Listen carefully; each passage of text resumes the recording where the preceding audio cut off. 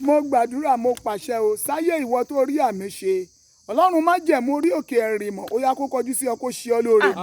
Ilẹ̀kùn ìyanu fún ẹ̀yin àyànfẹ́ yìí ó yá kó máa ṣí. Lábẹ́ bó tilẹ̀ ń kó rí gbogbo ìwọ tó rí àmì ṣe ó ní mọ tó ń jẹ́ ìbànújẹ́. Májèlé àti májẹ̀mú ẹkún ẹ̀mí mímọ́ paná rẹ̀. Ìpinnu ogun lórúkọ Jésù Olúwa bá wí. Ọwọ́ alágbára tó ń yọ ìpín rẹ lẹ́nu mo gbàdúrà lórí òkè yìí lórúkọ Jésù ó yá kó di asán.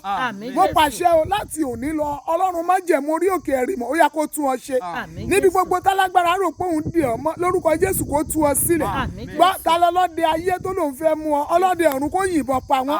Ọlọ́dẹ ayé tó lòun ó mú ìwọ ènìyàn tó rá mi ṣe yìí mo gbàdúrà ọlọ́dẹ ọ̀run ó yá kó yìnbọn pa wọ́n. Agbára Ọlọ́run kó dì yín mú. Ẹ̀yin èèyàn tá a jọ wá sórí òkè ẹ ò ní wá lásán.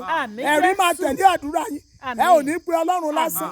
Ọlọ́run má jẹ̀mú orí òkè Erimo Ọlọ́run kò ṣe ohun tí yóò gbọ́ igbe wa. A ò ní sin àsìnù. A ó rí tiwa ṣe. Bẹ́ẹ̀ ló rí.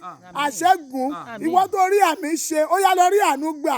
Ọkàn rẹ kó balẹ̀ kó o ní inú dídùn títí ayé àìnípẹ̀kun. Àmín àmín àmín ní orúkọ Jésù.